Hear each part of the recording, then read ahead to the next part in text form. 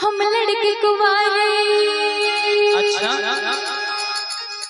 हम लड़के कुंवारे तेरे सामने सुमरी को न जाए बाबा के नगरिया लेके कांधे गंगा जल को न जाए पैदल बड़ा कठिन से भला के नगरिया। बाप रे बाप। लड़के कुंवारे तेरे सामने सुमरी को न जाए बाबा के नगरिया लेके कांधे गंगा जल को न जाए पैदल बड़ा कठिन से भला के नगरिया।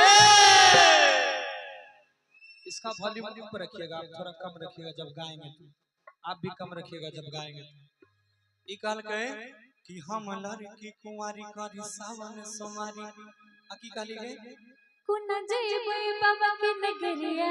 अच्छा आरो लेके कांधे गंगा जल को न जाए पैदल कि बड़ा कठिन छे बाबा के नगरिया।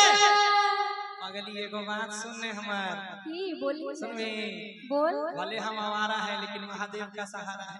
ओहो सुनो ना मेरा बात बोलिए। कि गेरानी भोला जी का जलवा चढ़ाई तोलावा तोरा दीवाना रानी भोला जी का जलवा चढ़ाई तोलावा तोरा दीवाना मिलता। हम लड़के कुंवारी करी सावन सुमरी को न जाए बाबा के नगरिया लेके कांधे गंगा जल को न जाए पैदल बड़ा कठिन छे भला के नगरिया। हम लड़के कुंवारी करी सावन सुमरी को न जाए बाबा के नगरिया लेके कांधे गंगा जल को न जाए पैदल बड़ा कठिन छे भला के नगरिया। गेरानी भोला जी का जलवा चढ़ाई तोलावा तोरा दीवाना मिलता। सुने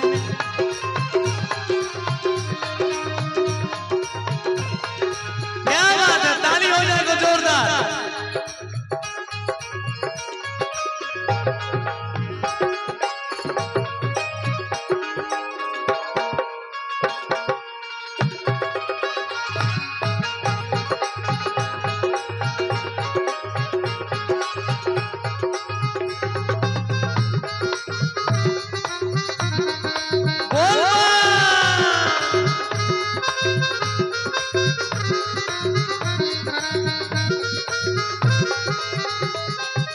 ओकर बाद देखियो हम की कहै छै एकरा से सुन न गे बोल ले।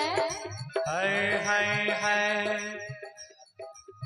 भक्ति के पीड़ा के नहीं होय छै मापदंड के बाबा धाम जाय के मिलतो बहुत आनंद के।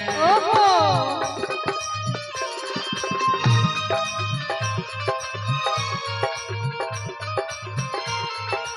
एगे सावन में देव घर के अलग नजारा छै जलवा चढ़ाबै खातिर जुटल जग सारा छै।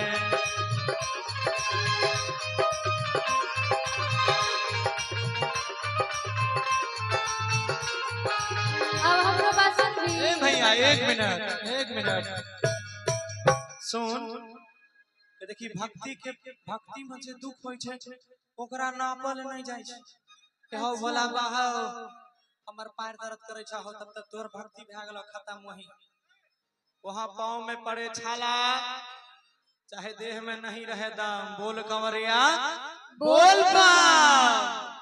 तो वो एनर्जी सबको रखना है। सुन बोल कि भक्ति के पीड़ा के नहीं होय छै मापदंड के आ बाबा धाम जाय के मिलतो बहुत आनंद के। सुन बोल सावन में देव घर के अलग नजारा छै आ जलवा चढ़ाबै खातिर जुटल जग सारा छै। अब हमरो बात सुनी ना। सुना ना होते हमरा जे कष्ट के करते बंदोबस्त हम छी बहुत सुकुमारे आय बा आ देख के भीड़ भाड़ मोरा बात छे पर हम बेटी छी बाप के दुलारे। सुनना बोल कि गेरानी भोला जी का जलवा चढ़ाई हवा तोरा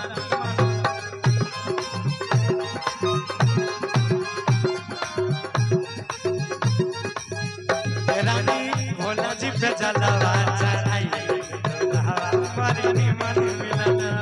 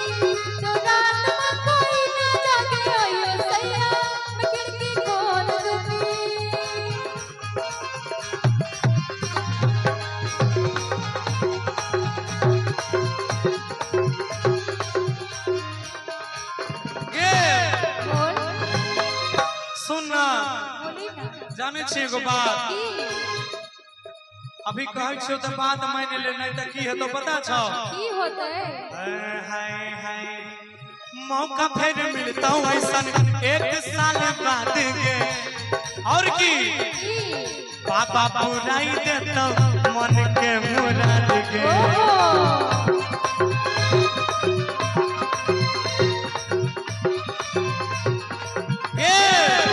मौका फिर मिलता हूँ ऐसा एक साल बाद के पापा बुराई देता मन के मुराद के सुइया के चढ़ाई चढ़े जई है तुम मगन में जोरी लगता हूँ बाबा अगला लगन में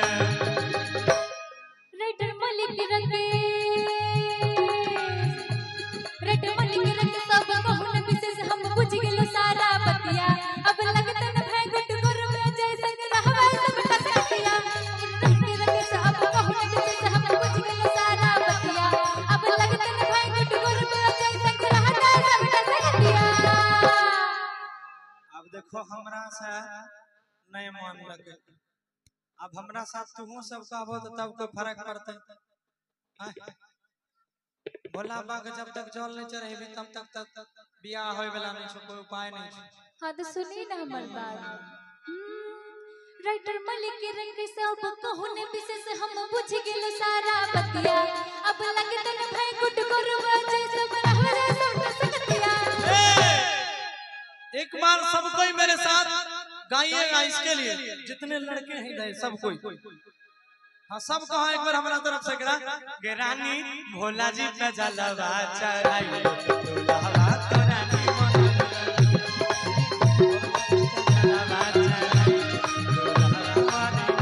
रानी भोला जी पे जलवा चढ़ाई दुल्हवा राजा भोला जी पे जलवा चढ़ाई दुल्हवा रानी बनल राजा भोला जी पे जलवा चढ़ाई दुल्हवा हमरा नी बनल